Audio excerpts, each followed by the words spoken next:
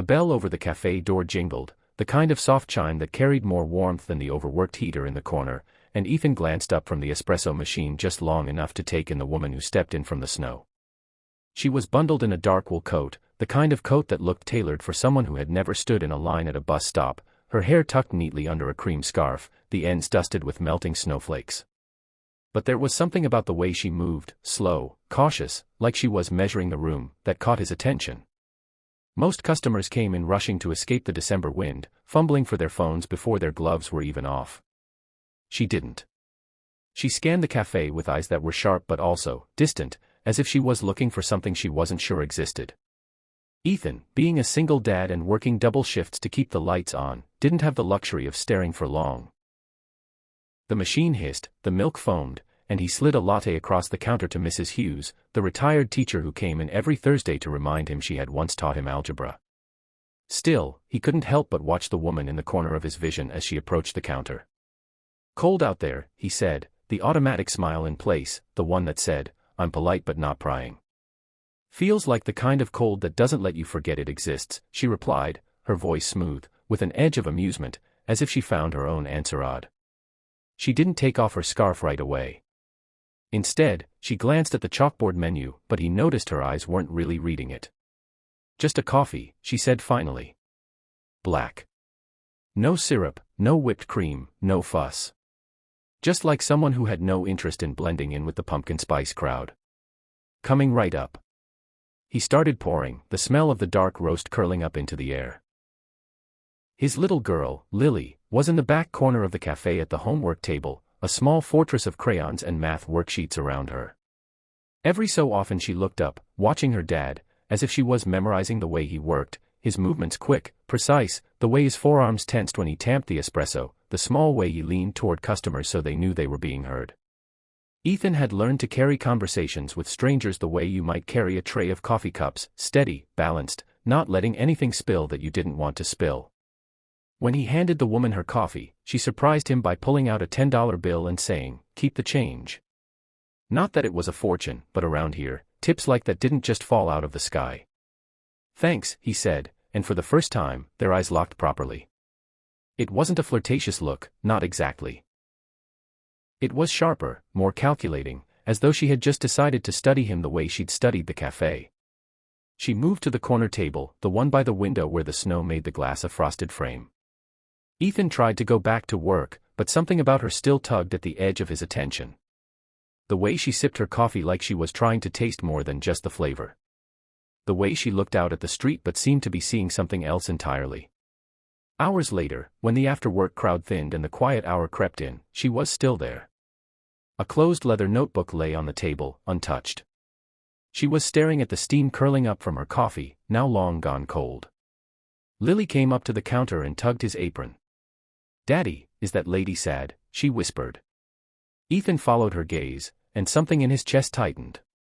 "Maybe," he said. "Or maybe she's just thinking." He went over to clear her empty cup. "Refill?" She shook her head, but then said, "Actually, yes." Her voice was softer now, almost distracted. When he brought it back, he didn't walk away right away. "Snow's coming down harder," he said. "If you're headed far, might want to get going before it gets bad." "I'm not headed anywhere," she murmured, almost to herself. "Not yet."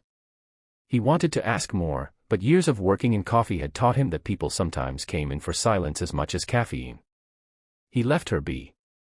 It was only near closing, when she finally stood, that he noticed her glancing toward Lily.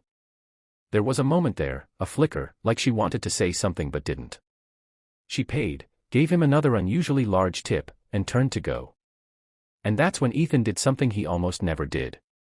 He took a small piece of receipt paper from the counter, wrote a quick line, folded it once, and as she reached for her change, he slipped it into her hand without looking directly at her. She hesitated just long enough for him to wonder if she'd throw it away immediately.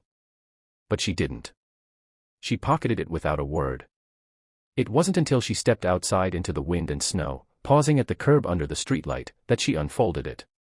He watched from behind the glass as she read. She froze. The snow swirled around her, but she didn't move. Her eyes lifted back to the cafe window, to him, and for a second they just looked at each other through the glass. Then, with an expression he couldn't read, part shock, part something deeper, she walked away into the snow. Ethan stood there, the empty counter between him and the door, wondering if he'd just made the biggest mistake of his life, or started something he could never undo. The snow didn't let up overnight, and by the time Ethan woke up the next morning, the world outside was buried under a white stillness that made the usual street noises sound muffled, distant.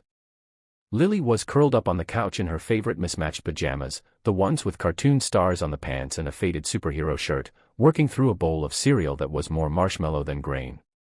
Ethan moved through the small kitchen quietly, pouring coffee into a travel mug, his mind replaying the image of the woman from last night standing in the snow, reading his note, her breath fogging in the cold.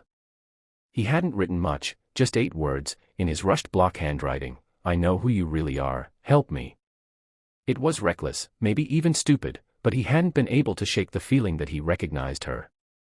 Not from a casual run-in or a half-remembered movie, but from something far bigger.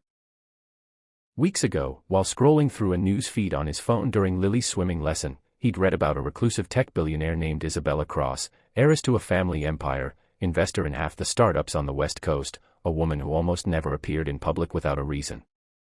The article had a photo, a rare candid, taken at a charity gala. The woman in the photo had the same sharp gaze, the same way of holding her shoulders like armor. The resemblance was uncanny, except the Isabella in the photo had been wearing a dress worth more than Ethan's yearly rent, and the woman who sat in his cafe yesterday wore no makeup and carried herself like she was trying to disappear. The rational part of him said it couldn't be her. Why would someone like that be in a small, weather-beaten town, sitting alone in a coffee shop no one outside the zip code had heard of? But the part of him that had learned to trust instincts.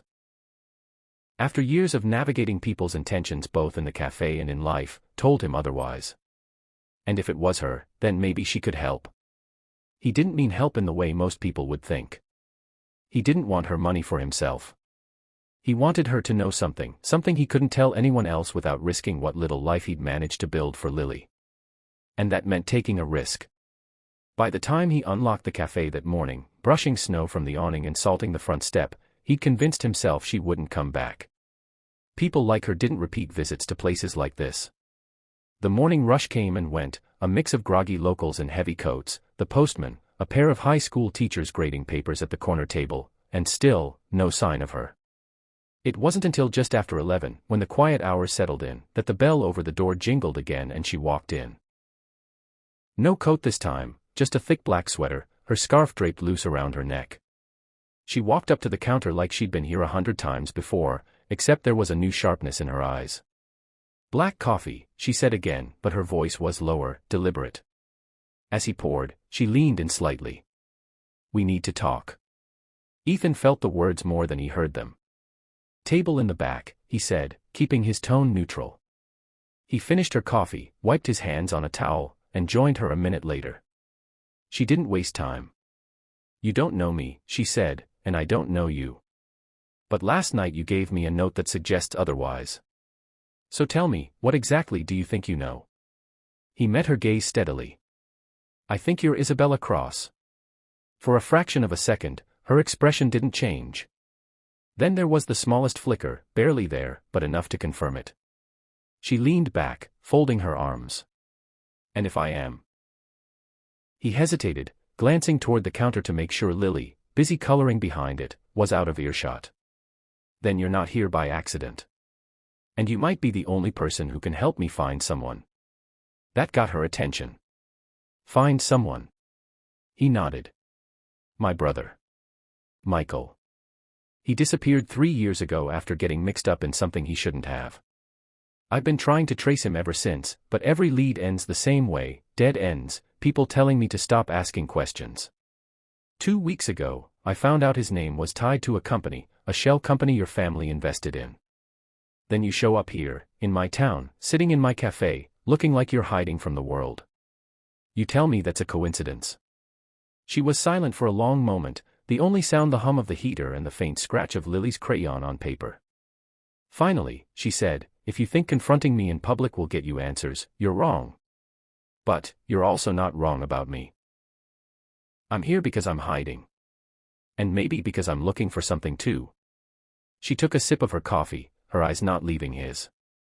Give me one reason I should trust you. He thought about lying, about giving her some clean, convincing pitch. Instead, he told the truth. Because I'm a single dad who doesn't have the luxury of wasting time on games. And because I don't care about your money or your name, I just care about bringing my brother home before he ends up another ghost in a file nobody opens. She studied him for what felt like minutes. Then she pulled a small card from her sweater pocket and slid it across the table. This address. Tonight. 7 o'clock. Don't tell anyone. And don't bring your daughter. She stood, her chair scraping softly against the floor, and left without another word. The card was unmarked except for a street name Ethan didn't recognize. He slipped it into his pocket, his pulse loud in his ears. That night, after dropping Lily at Mrs. Hughes' house with a story about a supplier meeting, he drove through the snow to the address. It wasn't a house, it was an old warehouse by the river, the kind of place that looked abandoned from the outside but hummed faintly with hidden power. Inside, he found her waiting, coat off, leaning against a metal desk covered in maps and folders. "You're late," she said. "Traffic," he replied. She didn't smile. "Your brother. I know who he was working for. And I know why he disappeared. But if I help you, you need to understand, this isn't just about him anymore. The people involved, they don't stop. They don't forgive. And once you step into this, there's no stepping out. I've been in it for 3 years," he said. "The only way out is through." She nodded once, as if confirming a decision she'd been turning over for hours. "Then we start now." She opened one of the folders, and there, staring up at him from a grainy surveillance photo, was his brother. Alive, older, and standing beside a man whose face Ethan recognized from a dozen whispered warnings. The air between them shifted, charged with a dangerous new certainty. The coffee shop meeting had been the start, but what lay ahead was going to change everything, not just for Ethan and Isabella, but for everyone they cared about.